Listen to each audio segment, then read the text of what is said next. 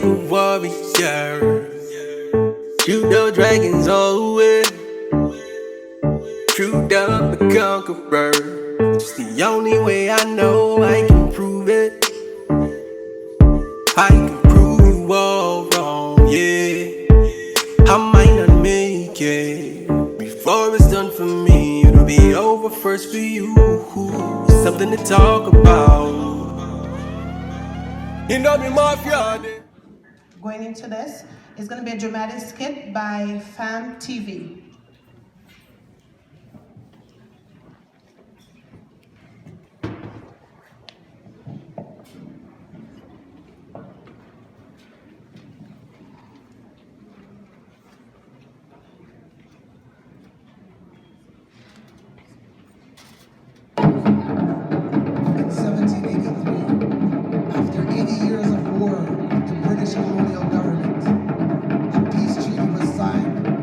Jamaican Maroons. All the Maroon communities signed the peace treaty, except the Leeward Maroons, the warriors from Trelawnytown. This is the story of an enslaved people who established free societies in the midst of the Atlantic slave trade by fighting and defeating the British. After being kidnapped and tricked into slavery, hundreds of escaped slaves escaped to the mountains. The Trelawny Maroons ended up in a place that became known as Cockpit Country. They found people from many different tribes, which they knew and heard of. They refused to lay down their weapons. They refused to give up their land. They refused to relinquish their freedom, and they were willing to die to keep it. In 1795, the Trelawny Maroons, one of the 5 major Maroon communities in Jamaica, initiated an uprising. It became known as the Second Maroon War. The relationship between the government and the local Maroon community depended on the ability of the leadership to get along. The relationship between the Maroons and the government became soured. With their pent-up frustration, it caused the Maroons to oust their superintendent, leave their community, and open hostilities. They say that the machete freed the slaves. That's because the Maroons resisted the most powerful forces in the 16th century, the British monarchy. The Maroon generals were known to improvise during battles. One of the best was Colonel Leonard Parkinson. He has won many battles and is said to be very proficient with a machete.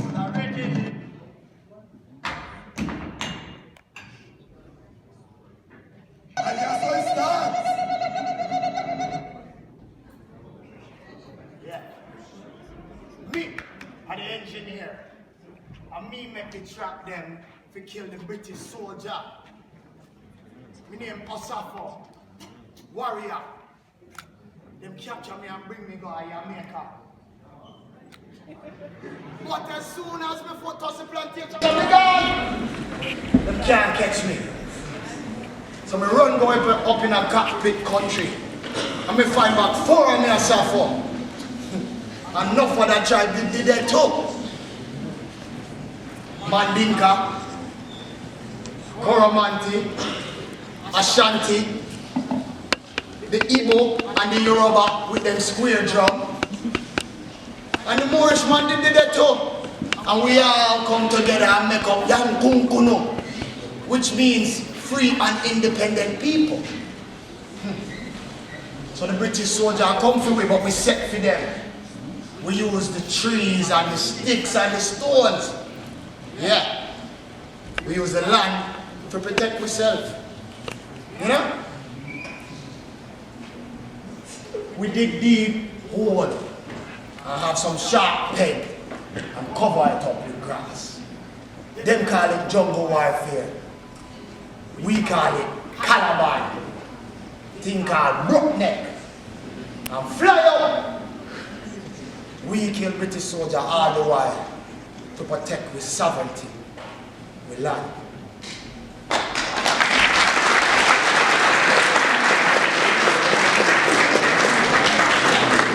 Secure in the hidden places of cockpit country, the Trelawny Maroons engaged in guerrilla warfare against the government forces.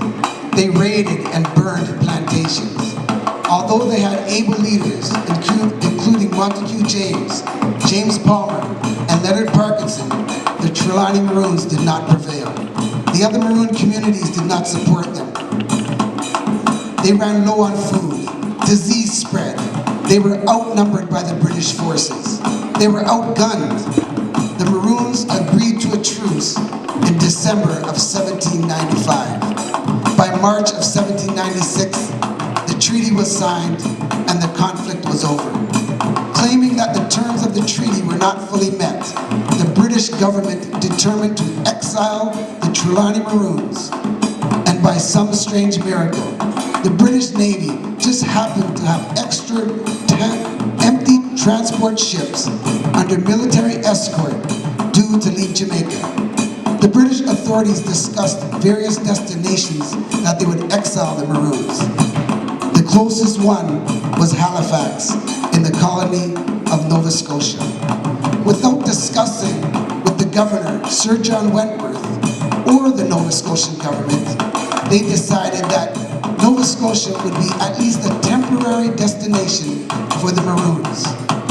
Jamaica provided a £25,000 grant, sent doctors, administrations, and surgeons along with them for the travel.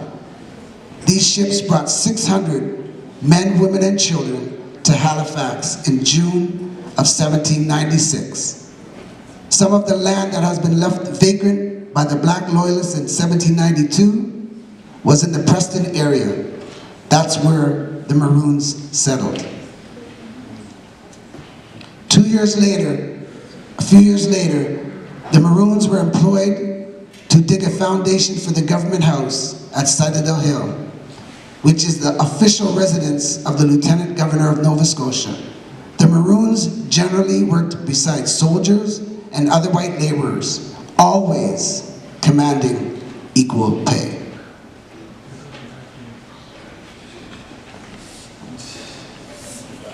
What kind of quote is? I can't take this.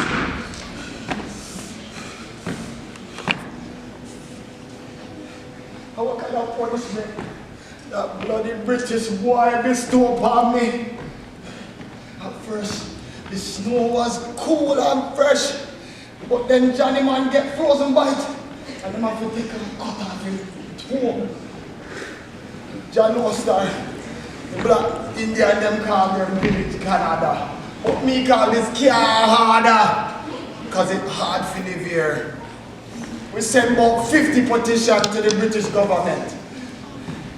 For honor the treaty that they make with we a yard, for get me out of here. Because the yam kunkuno cannot exist where the pineapple does not grow.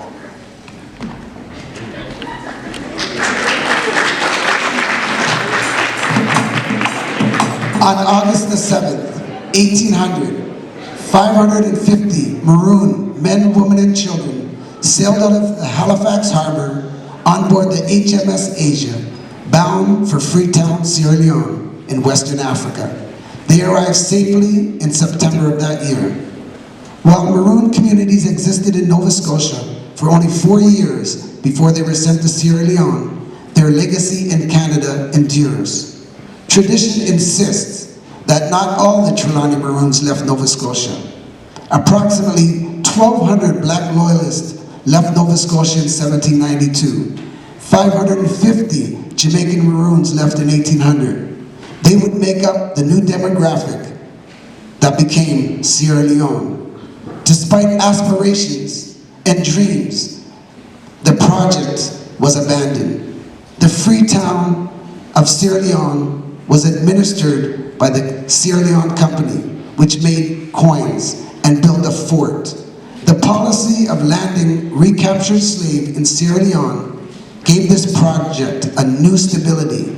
More than 50,000 slaves were intercepted and liberated and would give new homes in Freetown over the next 6 decades.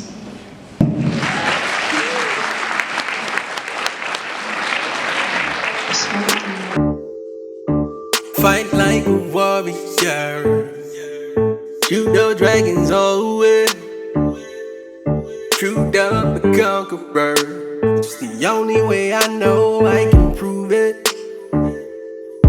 I can prove you all wrong, yeah. I might not make it before it's done for me. It'll be over first for you. Something to talk about. You know me mafia day.